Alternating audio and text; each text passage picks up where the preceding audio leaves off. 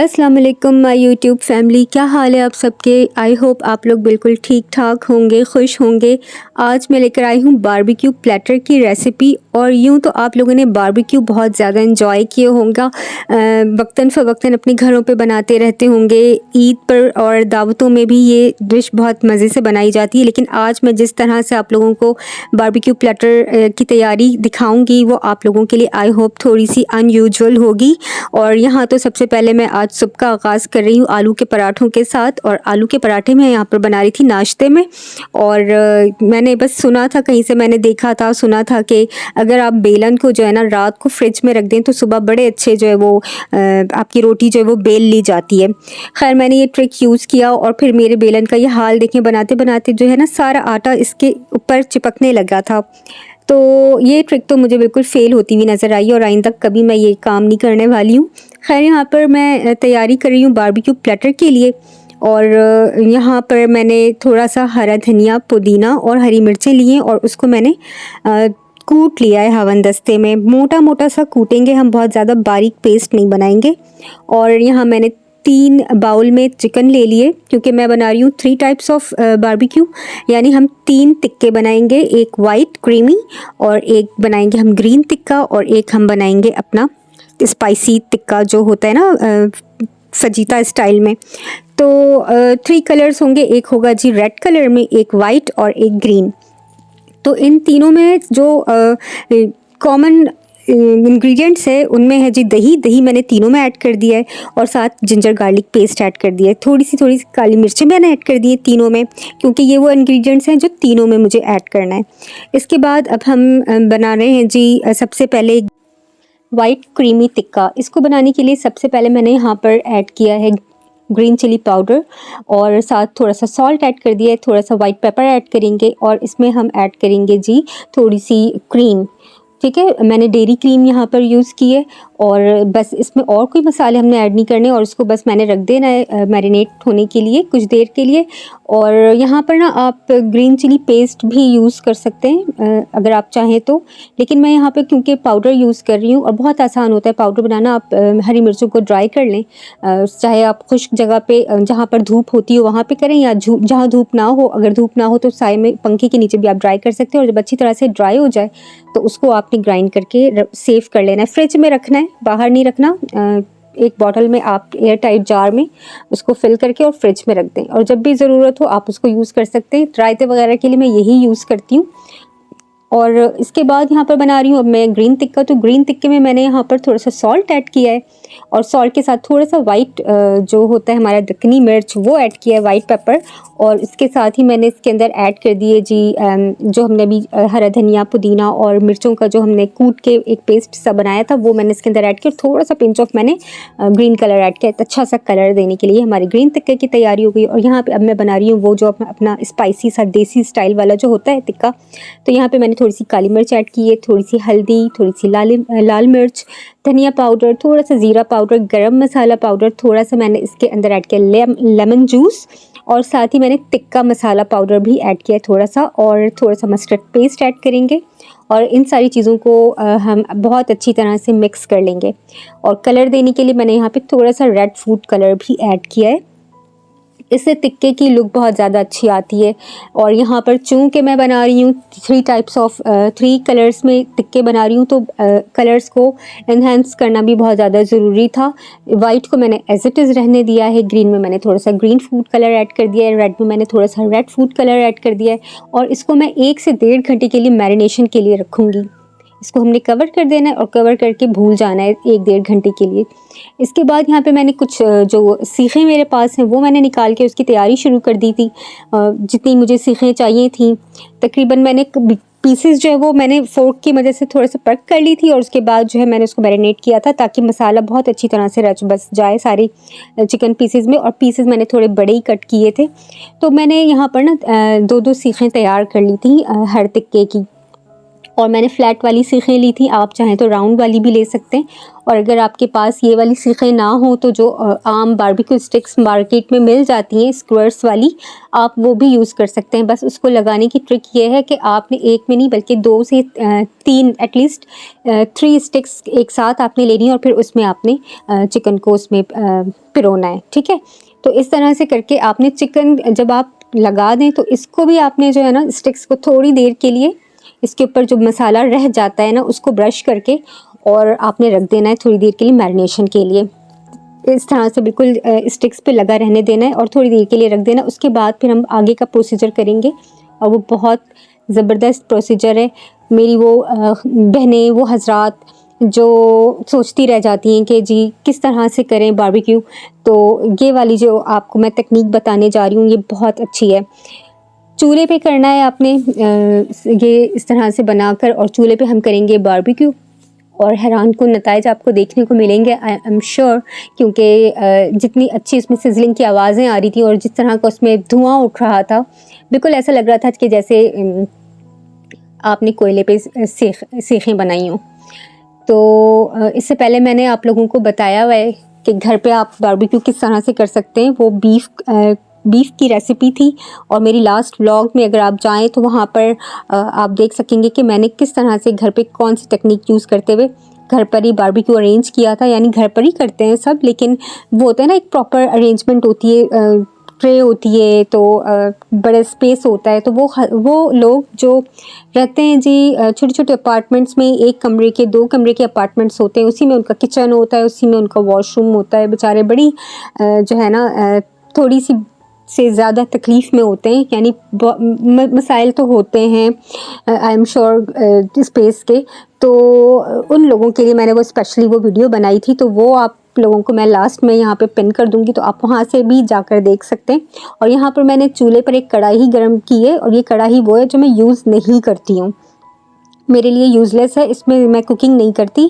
तो यही वाली कढ़ाई को मैंने पहले बहुत अच्छी तरह से गर्म कर लिया था और जब वो बहुत अच्छी तरह से गर्म हो गई तो उसके ऊपर मैंने सीखें लगा दी थी। और इसी तरह से बाकी की जो सीखें हैं वो दूसरे मेथड से मैंने यहाँ पर की हैं कि मैंने एक तवा लिया है और तवे के ऊपर मैंने आयरन रैक रखा है और आयरन रैक रखने के ऊपर उसके ऊपर मैंने सीखें लगा दी हैं। और इसकी इतनी अच्छी आवाज़ आ रही थी ना सिजलिंग की, और ऊपर से आप बस जो मसाला रह जाए उसको ब्रश करते जाएँ, थोड़ा थोड़ा सा ऑयल ब्रश करते जाएँ और उसको उलट पलट करके सीखें सेकते जाएँ। तो आप यहाँ पे देख रहे होंगे कि जो रेड वाली सीख है वो कितनी अच्छी तरह से पक चुकी है और ग्रीन वाली भी पकती जा रही है। वाइट का भी कलर आप देख सकते हैं कि कितना अच्छा सा इन्हेंस हुआ हुआ है। तो इस तरह से मैंने सारी सीखें बनाकर तैयार कर ली थी। और मेरी वो व्यूअर्स जिन्होंने मुझे अभी ज्वाइन किया, जो न्यू है मेरे चैनल पे और अब तक मुझे सब्सक्राइब नहीं किया, तो ज़रूर इस चैनल को सब्सक्राइब कीजिए, क्योंकि इस तरह की रेसिपीज़ मैं लेकर आती रहती हूँ। और यहाँ पे मैंने थोड़ा सा आटा लिया था नॉर्मल वाला जो हम घर में यूज़ करते हैं, उसमें मैंने थोड़ी सी ईस्ट, नमक और थोड़ी सी चीनी और ऑयल ऐड करके गूंद के और थोड़ी देर के लिए रख दिया था राइस होने के लिए। अब मैंने सोचा कि यहाँ पर ना मैं बना लेती हूँ ब्राउनीज़ टाइप की, छोटा सा मुझे बनाना था। अचानक ही मैंने सोचा कि एक छोटा सा मीठा भी हो जाना चाहिए, क्योंकि एक्चुअली ये सारी प्रिपरेशन हो रही थी, छोटी सी एक दावत थी फ्रेंड्स की, तो फ्रेंड्स आ रहे थे घर पे, तो मैंने सोचा कि कुछ अनयूजुअल सी चीज़ें बना लेते हैं और मीठा नहीं होगा तो फिर पहले तो हस्बैंड ने कहा कि मैं बाहर से मीठा ले आता हूँ, अगर तुम ज़्यादा मसरूफ़ हो, बिज़ी हो या थक गई हो तो खैर फिर मैंने कहा कि नहीं, मैं ख़ुद ही बना लेती हूँ ना, क्योंकि वो लोग भी काफ़ी तारीफ़ें करते हैं, देखते हैं खाने मेरे तो कहते हैं कि काफ़ी अच्छी कुकिंग करती हो और अपने हाथ का कभी कुछ बनाओ और खिलाओ। तो फिर मैंने सोचा मैं मीठा भी ख़ुद ही कर लेती हूँ, लेकिन इसमें भी बेचारे में एक थोड़ा सा ब्लंडर आ गया था, वो भी इस वजह से कि लोड शेडिंग इतनी ज़्यादा हुई ना इस दिन कि मेरा फ्रिज जो है वो ट्रिप कर गया था और उस पर कूलिंग बिल्कुल भी नहीं हो रही थी, और ज़ाहिर है मेरी जो क्रीम थी वो भी जो है वो पिघलने लगी थी।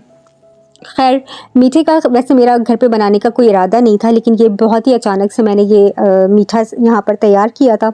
बस वो अंडों के साथ मैंने चीनी को बीट किया था, उसमें थोड़ा सा ऑयल यूज़ किया और उसके साथ ही मैंने फ्लावर, बेकिंग सोडा और बेकिंग पाउडर ऐड करके मैंने बीट कर लिया था मिक्स करके और उसको बेक कर लिया था। और अब मैं इसके छोटे छोटे से जो है इस तरह से कप केक्स की तरह के टाइप के ना मैं कुकीज़ कटर से मैं इसको कट करती जा रही हूँ, क्योंकि मुझे बहुत केक वाली फॉर्म में नहीं रखना था। मैं सोच रही थी कि मैं इसके बीच में कुछ टॉपिंग वगैरह करके, डेकोरेशन करके, तो फिर इसको ऐसे ही कपकेक्स स्टाइल में ही मैं इसको सर्व करूँगी।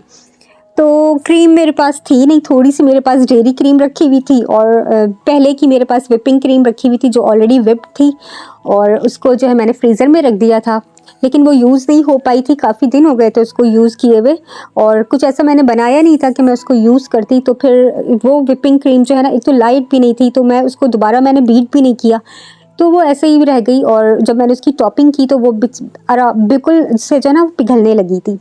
खैर मैंने इसके बीच में ना थोड़ा सा मिल्क ऐड कर दिया था, मिल्क में मैंने थोड़ी सी शुगर ऐड की थी, और उसको अच्छी तरह से मिक्स करने के बाद मैंने इसके बीच में थोड़ा थोड़ा सा मिल्क जो है ऐड कर दिया। और ये डेयरी क्रीम है जो मैं इसके ऊपर ऐड कर रही हूँ। मेरे पास चॉकलेट थी, नटेला, और वो मैंने थोड़ी थोड़ी सी इसके ऊपर डाल दी थी। होममेड नटेला बनाने की रेसिपी बहुत जल्द आप लोगों के साथ शेयर करूँगी। और यहाँ पर मैंने इसको थोड़ा थोड़ा सा मिक्सअप किया, और फिर इसके ऊपर मैंने जो मेरे पास थोड़ी सी बची हुई व्हिपिंग क्रीम थी, मैंने सोचा उससे मैं इसके ऊपर जो है ना गार्निश कर। पहले तो मेरा ये इरादा था कि मैं बस इसको बीच वाली ऐसी टॉपिंग जो मैंने कर ली है इसके ऊपर ही मैं दूसरा पीस रख के और इसको एज इट इज़ सर्व कर दूंगी, लेकिन फिर चूँकि वो क्रीम भी पिघल रही थी और जो है वो उसका बाद में तो कोई यूज़ होता भी नहीं, तो फिर मैंने इसके ऊपर ही वो सारी पोर कर दी थी सारी क्रीम। और एक और मज़े की बात ये हुई कि लाइट थी नहीं, और ये जितना भी काम हो रहा है ये हो रहा है जी एनर्जी सेवर में। और मैंने जब दिया बेटे को कि आप ये ले जाकर फ्रिज में रख दो, तो एक बेटे ने तो रख दिया, लेकिन जो दूसरा वाला बच्चा था मेरा, उसको पीना था पानी, तो उसने हाथ जो डाला ना फ्रिज में बॉटल निकालने के लिए, तो उसका एक हाथ जो है ना एक केक के ऊपर जाके लग गया, तो वो भी ख़राब हो गया फिर इस तरह से। तो मैंने कहा आज तो मीठे पे बस आफत ही आई हुई है, क्या कर सकते हैं। खैर इसको मैंने थोड़ी देर के लिए फ्रीज़र में रखा था, और उसके बाद फिर मैंने निकाल कर नीचे ही रख दिया था, क्योंकि फ्रीज़र में फिर इसको बहुत ज़्यादा जम जाना था तो अच्छा नहीं लगता। खैर मैंने जो भी बची हुई मेरे पास व्हिपिंग क्रीम थी वो मैंने इसके ऊपर ऐड कर दी थी, और मेरे पास थोड़े से स्प्रिंकल्स रखे हुए थे वो मैंने ऐड कर दिए, लेकिन स्प्रिंकल्स भी जो मेरे पास इस बार आ गए थे वो कुछ इस तरह के थे कि उसने सारे कलर्स अपने छोड़ना शुरू कर दिए थे। तो ये वाला मीठा जो है वो बहुत ब्लेंडर्स के साथ तैयार हुआ था, लेकिन खैर हो गया तैयार। और फिर इसको मैंने सर्व इसी तरह से कर दिया था विद ऑल माई ब्लेंडर्स। और चूँकि फ्रेंड्स थे तो उन्होंने बुरा भी नहीं मनाया और अप्रिशिएट ही किया कि हमारे लिए विदाउट आपने इलेक्ट्रिसिटी में इतनी कुकिंग की, तो थैंक यू सो मच, ये मुझे सुनने को मिला। और फिर मेरा दिल इतना बड़ा हो गया कि चलें जी, मेहनत वसूल हो गई, क्योंकि अगर आपको खाने का टेस्ट अच्छा ना लगे ना, तो फिर अगर आपकी लोग तारीफ़ ना करें तो फिर आपकी सारी मेहनत जो है वो ज़ाया हो जाती है। खैर यहाँ पर जो है ना कपकेक्स तो मैंने बना के फ्रिज में रख दिए थे, और बीच से आवाज़ भी आ गई थी कि मम्मा अब भैया ने जो है वो केक जो है वो ख़राब कर दिया है। मैंने कहा कोई बात नहीं, चलो एक ही हुआ है ना, बाकी तो ठीक है। और जो मैंने यहाँ पे डो तैयार करके रखी हुई थी उसको मैंने कुछ इस तरह से रोल करके और इसके ऊपर फोर्क से थोड़े थोड़े परक कर दिए थे, ताकि जो है इसमें बबल्स ना आए, फूले ना ये। और इसको मैंने तैयार किया था, ये एक नान की शक्ल थी, और इसको मैंने तैयार किया था चूल्हे पर ही। ठीक है, मैंने अवन वगैरह क्या पॉसिबिलिटी नहीं थी कि मैं अवन वगैरह यूज़ करती, क्योंकि लाइट लोड शेडिंग का इशू, तो मैंने इसको फिर तवे पे ही तैयार कर लिया था। पानी मैंने लगाया था ऊपर इसके सरफेस पे, और उसके बाद मैंने तवे के ऊपर इसको डाल दिया। और जब देखिए अब ये मैं इसको उलट उलट के ना इस तरह से उलट पुलट करके सेक रही हूँ, तो ये नीचे नहीं गिर रहा, क्योंकि मैंने इसके एक साइड पे पानी लगाया हुआ था। और फिर बहुत अच्छे से नान बन के तैयार हो गए थे। यहाँ पे हमारे बारबेक्यू प्लेटर जो थी ये भी हमारी रेडी थी। थोड़े से मैंने सैलेड रख लिए थे साथ में, और रायता बना लिया था, ग्रीन रायता। मैंने थोड़ा सा जो मैंने चटनी बनाई थी उसी को मैंने दही में ऐड किया था, और थोड़ा सा सॉल्ट ऐड कर लिया था, और ब्लैक पेपर ऐड की थी उसमें, और हमारा अच्छा सा रायता बन के रेडी हो गया था। ये हमारे जो केक्स छोटे छोटे नन्हे मुन्ने से, ये भी बहुत बेचारे पिघल के और बेहाल हो गए थे, जिस तरह से मैं बेहाल हो गई थी गर्मी में कुकिंग कर करके।